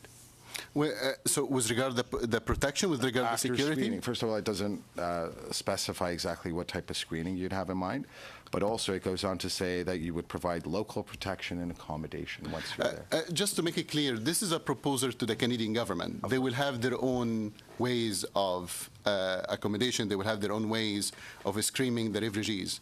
We are not here to do their jobs. We are here just to propose what is the process in order for them to follow this process or to help having a map how to proceed in dangerous areas, as you indicated. With regard to security, it was very clear in the proposal that in many areas in Kurdistan, such as Arbil, is very secure areas. We have more than 400 Canadian soldiers on the ground. Many of the international delegations, they go back and forth. There is always a system, the same like what we did in Lebanon, when we have a refugee center where we can interview the people there. The bottom line here is, this is a pilot project. It will be a gaps in it, I can assure you that. But we are not here to sit down with regard to small details or the logistics. Before we start all of this, we need the green light from the Canadian government. Without the green light, this is human trafficking. You understand what like if we did this without the green light from without the approval of the Canadian government, this would be a human trafficking. We need the Canadian government to approve in order to start the logistics and the steps, and then we can look at the details. Sure. But you would also require the approval of the Iraqi government, the Kurdish regional government. Absolutely, yes. We have their cooperation, yes. You do? Okay. Yes. Obviously, I think the objectives that you have set out are incredibly laudable, but you refer to such things as small details. But these are small details that are very significant when one is dealing with individuals on the ground in a war-torn region. So you would admit that these are significant things to consider. Absolutely is important, absolutely. And the proposal, if you read the proposal, we covered as much as possible as we can. Sure. But in the last 2 years, quite frankly, at least we are doing something about it. At least we are on the ground. I am going there in the region in a few days. We are dealing with the locals. We went there many times. We deal with ORAT, which is an organization that has its own repetitions. We have our lawyers, such as the lead, Ms. Chantal Delage. At least we are doing something in order to start and to help these people as soon as possible. Absolutely, and I think everyone shares that concern. It's just the means that are adopted. Thank you. Thank you, Mr. El-Shafi. Ms. Rempel, 7 minutes. Thank you, Mr. Chair. I want to thank all of you on behalf of all of us here for the work that you're doing to try and solve this situation. Sometimes, you know, the temptation for us here is to get bogged down in partisan politics. I know I take the bait sometimes, but my hope is that this committee is going to actually come up with some recommendations that the government can take to see action in terms of accelerating the applications of persecuted minority groups. And certainly at the top of that list would be the Yazidi people who have been deemed to be victims of genocide. We've now heard hours and hours of testimony on this issue, and there's a few recommendations I've taken away from various groups, and I just want to put them out there, and then with the time I have remaining, just get you to respond to them to see if the list is comprehensive, if it makes sense, and then if there's anything that you have to add to the list. So the first is, we very clearly heard that we need to accelerate the refugee applications of Yazidi victims of genocide. We need to prioritize refugee applications from persecuted and ethnic minority groups and LGBTI in Canada's response to the Middle Eastern migrant crisis. We need to ask the United Nations to make changes to the refugee selection process in order to accelerate applications for victims of genocide and highly persecuted ethnic and religious minority groups and LGBTI. We need to restore the exemption for Syrian and Iraqi refugees from the mission cap under the privately sponsored refugee program. We need to identify between 5,000 and 10,000 Yazidi victims of genocide and bring them to Canada as soon as possible as refugees, ensuring adequate support frameworks are in place for integration. And Mr. Weiss, this is where your hybrid program, I think, is compelling. And we can also look to Germany and Australia as best practice for how to do this quickly. We need to examine and implement innovative ways to identify persecuted ethnic and religious minority groups for resettlement to Canada. Mr. El-Shafi, you're not the only one who's talked about the difficulties, and I accept my colleagues' comments around security, certainly that's going to be an issue, but if the UN can't get this done quickly, how can Canada look at innovative ways to ensure that we are identifying people on the ground quickly and safely? We need to ensure adequate resources are deployed to process applications from these persecuted minority groups so that they're not waiting in our system for 5 years. One of the things I'd like to add to this is I think that many of you have significantly more expertise than we do. So one of the recommendations I would make to the minister is to establish a formal ministerial consultation group that's convened immediately to look at solutions on doing this, since many of you have results on the ground. And one of the things that we've heard that my colleague Ms. Kwan has also been advocating for is to ensure that we're tracking the number of people that we're bringing in through these programs so that we can measure the success and adequacy of the program changes that we've made. Do you think that that's a comprehensive list of recommendations, and would you care to comment on it? Perhaps we'll proceed in the sequence that the panelists had spoken initially. So, Mr. Alice? Yeah, I believe, yes, it is. And regarding identification of the government sponsored refugees or government assistant refugees, and instead of going to the United Nations and look at their pool, Canada should consult other organizations in Canada to go out and look for and identify the refugees rather than just going after the agenda of the UNHCR. I agree, and I have no comment. Ms. Nasso and Mr. Weiss. Thank you, Ms. Rampel. I agree with everything you said, and it's a good way to start, but everything we do, we have to do it fast to save these people. Mr. Weiss? Thank you. And if I could just build on my colleague's comments, I think the problem with the United Nations definition of refugees has been a stumbling block.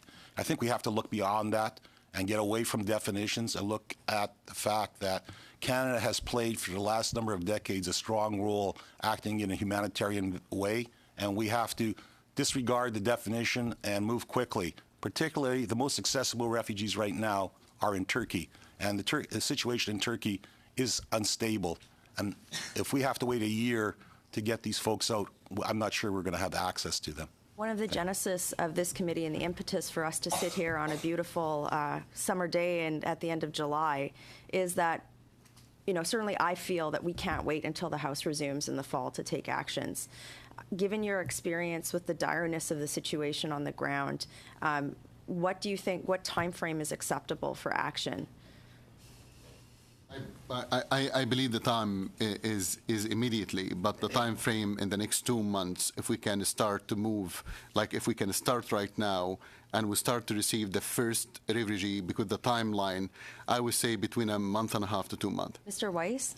Well, we have to move very quickly on the ground. Right now, we just got notification that our 5th and 6th families had their applications approved by the government. Those applications were in November, and they still have to go through an interview process and other checks. So we have to move very quickly, and I would say 2 months is a time frame to begin.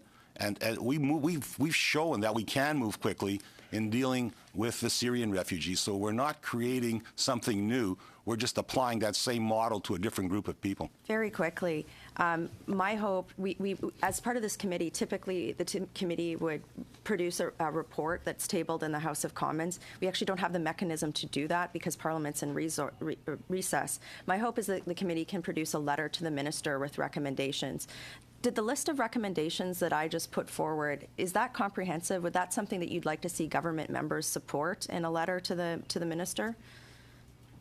Yes, from my side. Mr. Weiss? Yes, most definitely. Ms. Nasso? Absolutely. Mr. Allos? Thank you. That's all the questions that I have. Thank you. Ms. Kwan, 7 minutes, please.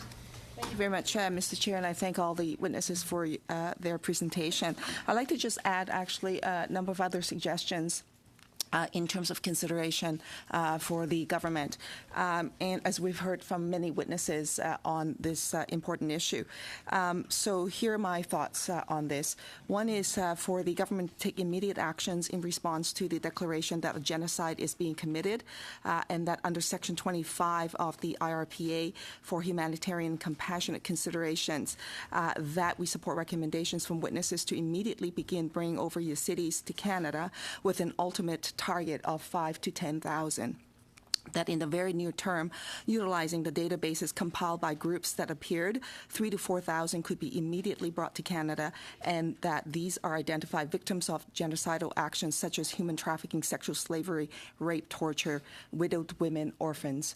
That it is also estimated that there are 3,000 to 4,000 in the Turkish camps right now, and action needs to be taken with respect to that. Due to the extraordinary event that is a genocide, groups brought over in response to a genocide would not count as part of the immigration plan levels, so as not to prevent other individuals from making legitimate claims. On the question around humanitarian aid, it has been identified that food shortages are significant in refugee camps in the region, and the asks are quite easy, in fact. And they're asking for flour, rice, and oil. Electricity by way of generators is also a significant issue due to the extreme conditions like heat. Medicine and clothes are also issues in terms of immediate need for humanitarian aid. It was also brought to our attention that there are issues on the distribution of the humanitarian aid due to issues of corruption and discrimination, and that the aid is not reaching to the most vulnerable. So in light of that, the government be asked to work more closely with credible established NGOs in the region to deliver the aid directly into the camps.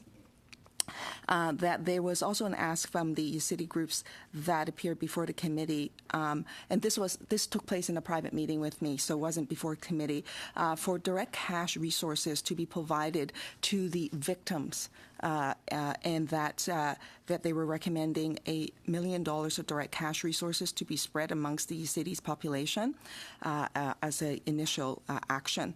Processing delays, that Canada still lacks the ability to process cases in northern Iraq, which is where many Yazidis, amongst many other refugees, are located, and that the UNHCR has already processed many of these peoples, and it is the additional Canadian screening slowing everything down because it cannot take place because we have no processing centers there.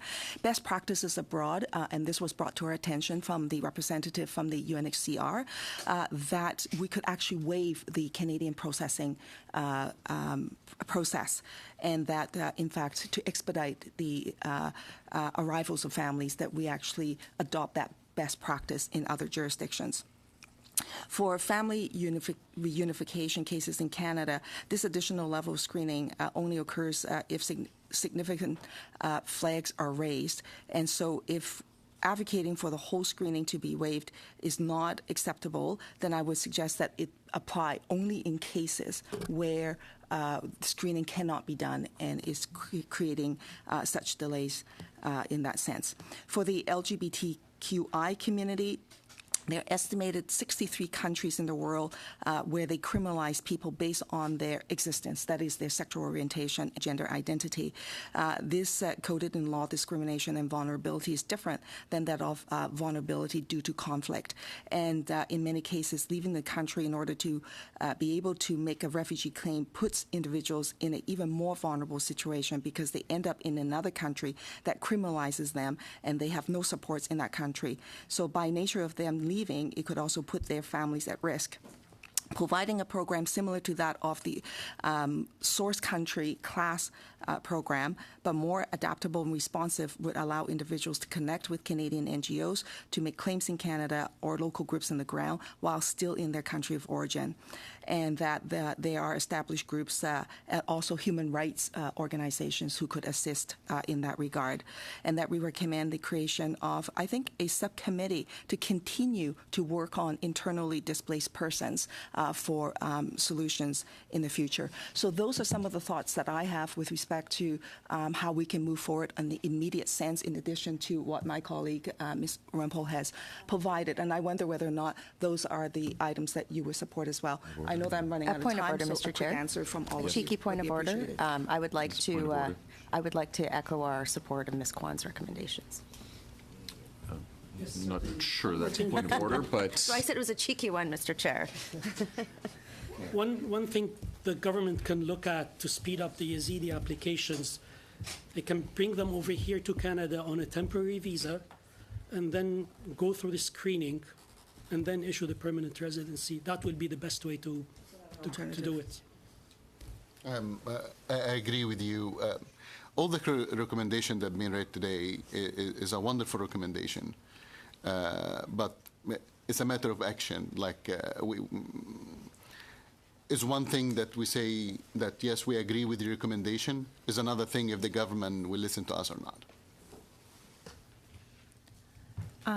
Yes, I agree with everything you said, and just a couple of things that we've bumped into, like access to health care and the humanitarian aid, are huge issues in these refugee camps. And the fact that they are segregated. Through our project, Operation Ezra, one of the families that we're sponsoring, one of the ladies had a baby a few months ago, and she had her baby in the camp. And we had to send her money through Operation Ezra to get medical attention for her and for her baby, and to buy her baby clothing and blankets and etc. We've been through Operation Ezra. We're sending these families money to buy clothing, food, etc. To our two families that came, they required interviews, medicals, and we had to send them to Istanbul to get them on a plane.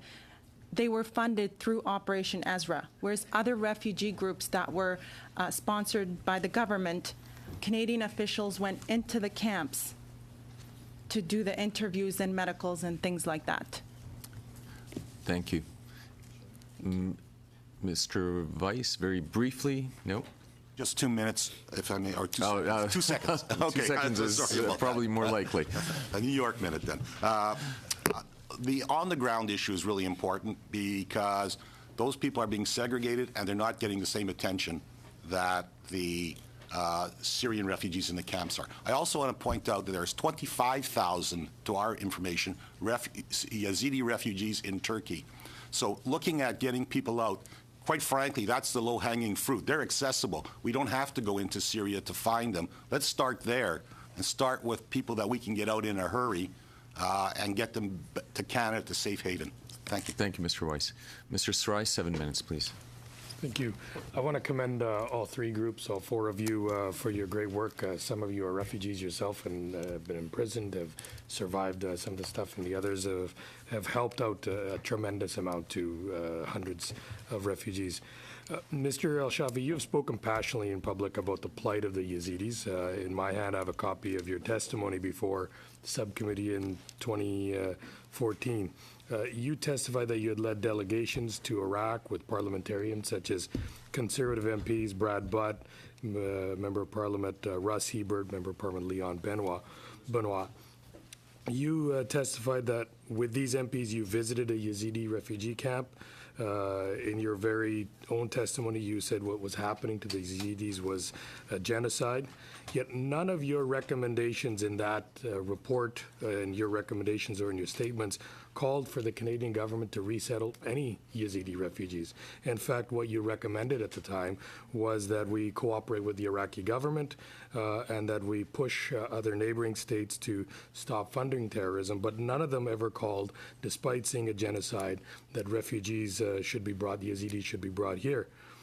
Furthermore, none of the three members of parliament at the time, all three government members of parliament, either called it a genocide, nor did they ask for refugees to be brought to Canada or took any action in that regards.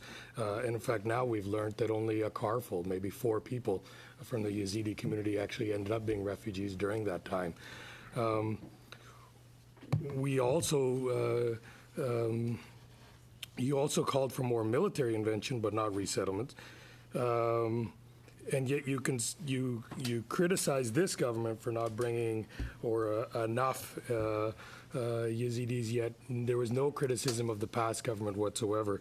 So my question to you, can you tell us if you ever recommended bringing Yazidi refugees to Canada prior to this government coming in power? You're talking about the first trip when the attacks on the Yazidi took place, when it was starting, and we were there in the very beginning.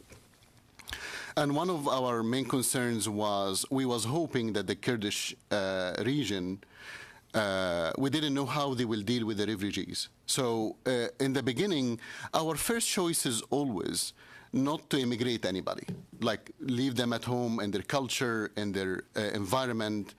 Will be my first choices, always. If you ask me, do I prefer to be here or in Egypt? Of course, my home country. This is not something that we'll disagree on it. But as the years goes by, and as we kept monitoring what's happening to the Yazidis on the ground, we discovered amount of corruption, we discovered amount of discrimination, which is lead us that their life there, even in Kurdistan, will not be easy, will not be safe, will not be secure. The stigma on these girls when they return back, we was hoping that they will be treated as victims, they will receive the proper health care, mental health care. Sadly, this didn't happen on the ground. So in the beginning, we was definitely hoping that we can work with the Kurdish community on the ground and in order to improve their life and their situation and rescuing them. When this didn't happen, and we kept monitoring the situation years after years, we found that the immigrating them have to be part of the solution.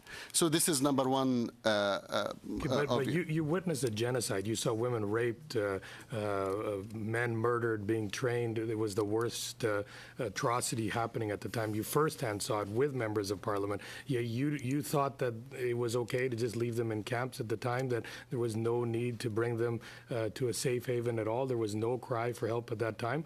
I would assume if I saw that would be one of the most passionate and compassionate moments of my life where you would want to bring them right away. But you felt more about working with the Iraqi government, and not once until late 2015 or early 2016 ever brought up that we should bring Yazidis or they're not being brought to Canada. Before you use my report against me, I will ask you, did you been there before? Did you see the situation yourself? You didn't been there. Okay. I've been there. So when this has happened, once again, we was hoping through the Kurdish community that we will be able to have a stable life for them. So we brought medication. We start a project. Not your recommendations. Well, I have to respond back to you. But they were not your recommendations. I'm sorry, but I just have to respond back to you, if you don't mind. I think I've gotten your response. My next question is... No, I cannot answer your next question unless you allow me to respond back to you. The another part of your question, sir, you said that I never went to the previous government and criticized them for the Yazidi situation. I presented my proposal to Minister Chris Alexander twice before the election, 2 months before the election.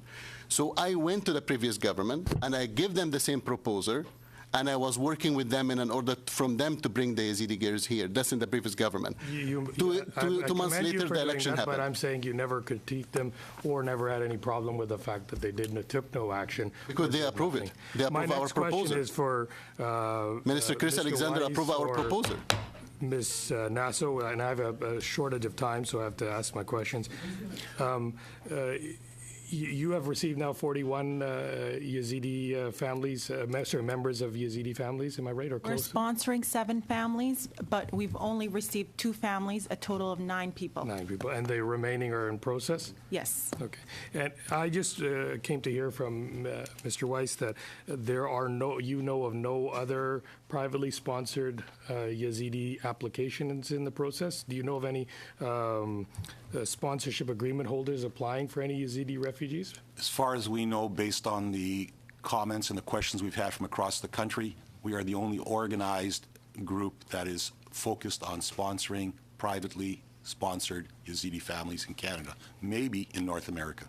And so it's not a government stallback by any means. It's just there hasn't been any sponsorship holder that has applied for any Yazidi families to come into Canada. Well, I'd like to qualify that by saying we would apply for a lot more, and I know that our community would put up more money if we could find quota to bring more families in. But No, I appreciate your work. Don't get me wrong. I'm just asking. But there's been no others, and nobody else has applied for these. Not as far as we know. My second question.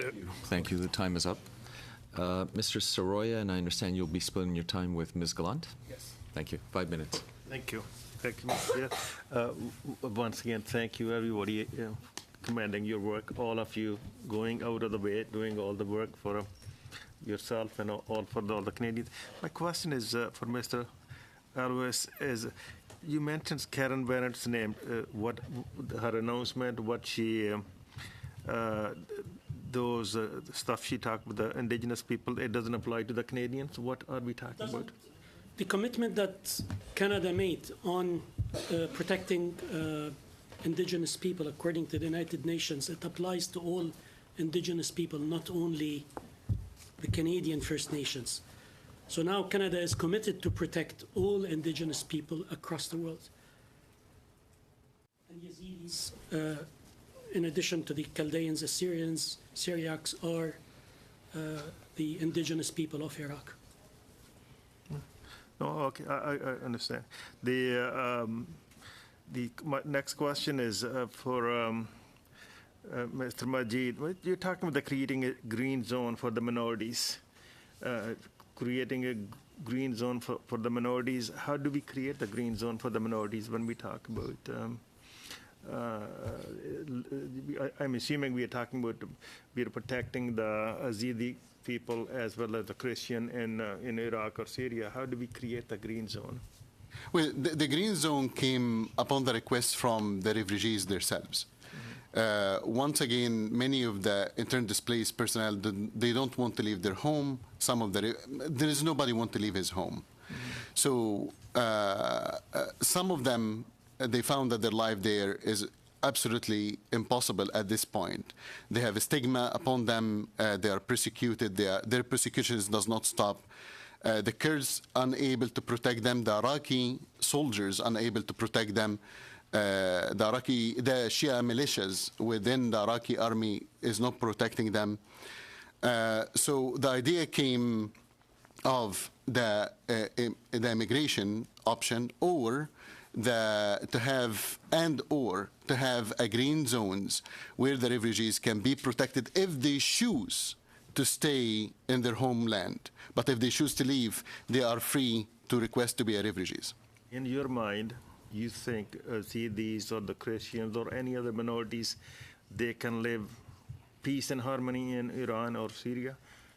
You think they can ever live in a peace and harmony?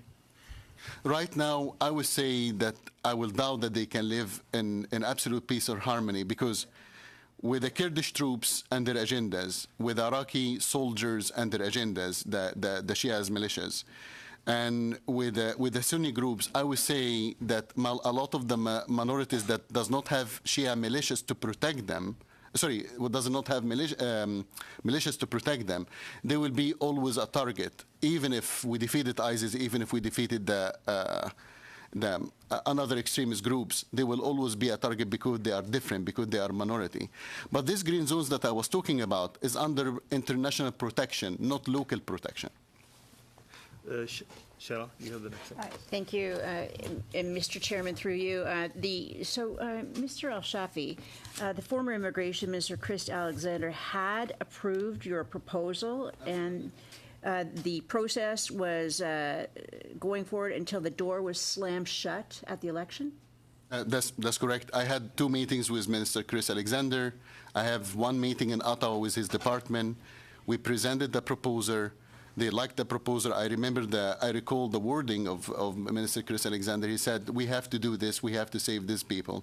And that was 2 months before the election. After the election is over, we had to start from the beginning. So is it more difficult or time-consuming to process Yazidis than other refugees?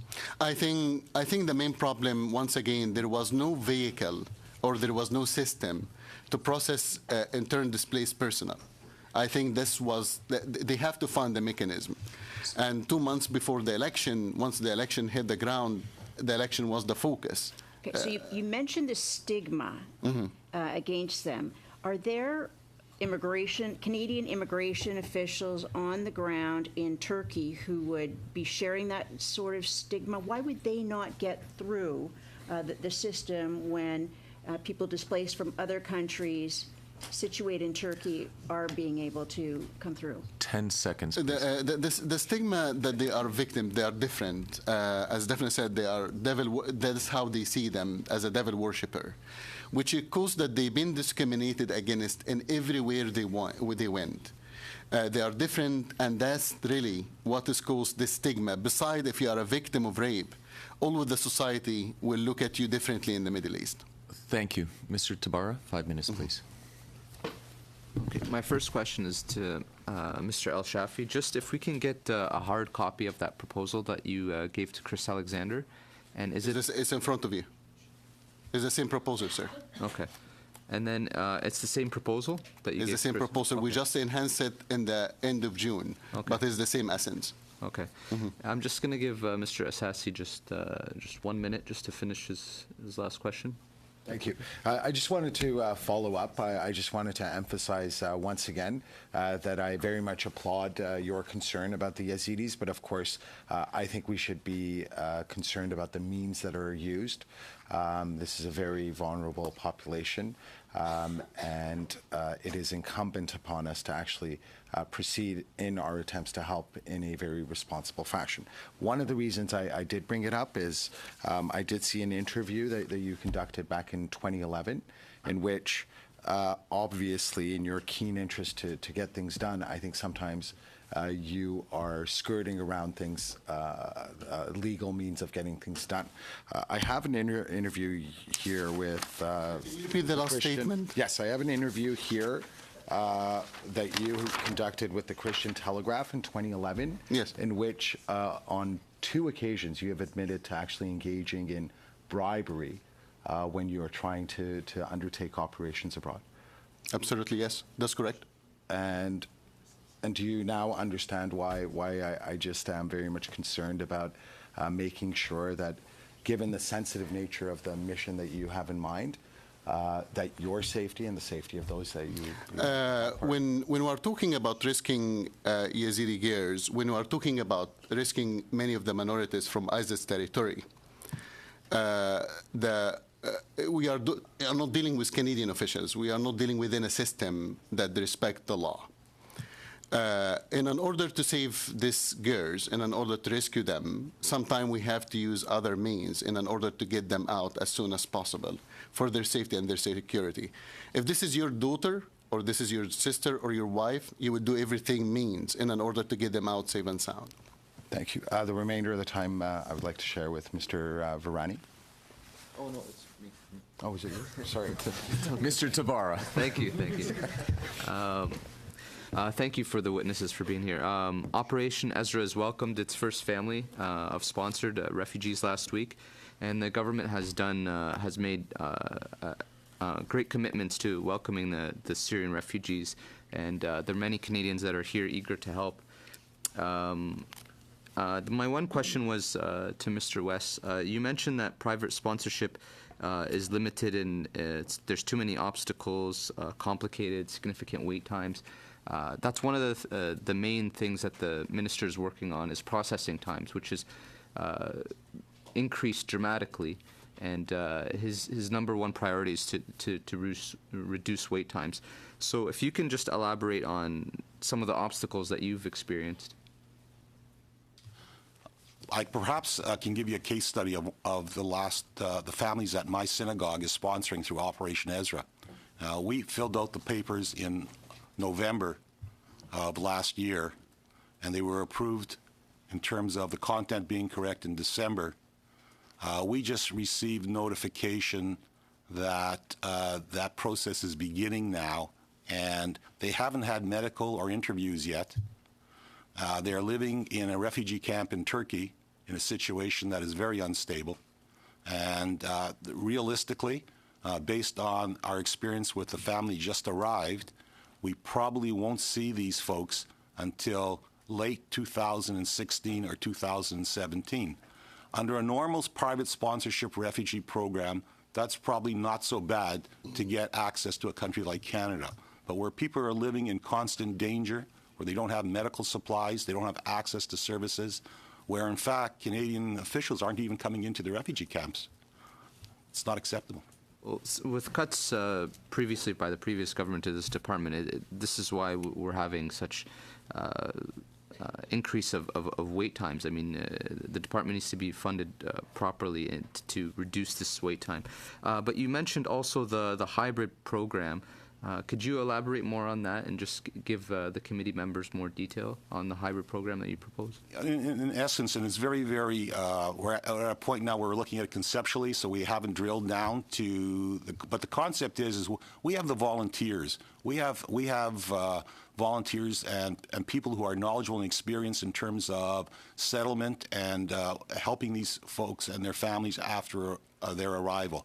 Also, particularly in Winnipeg, we're very, very fortunate. We have an established Yazidi community of approximately 200 people who are very, very welcoming to other Yazidi families coming here. So we have a good support system. Where our problem is that the frustration of waiting the length of time in comparison to, and I'm not saying instead of, but I'm saying in comparison to the speed that we were able to bring in 25,000 Syrians.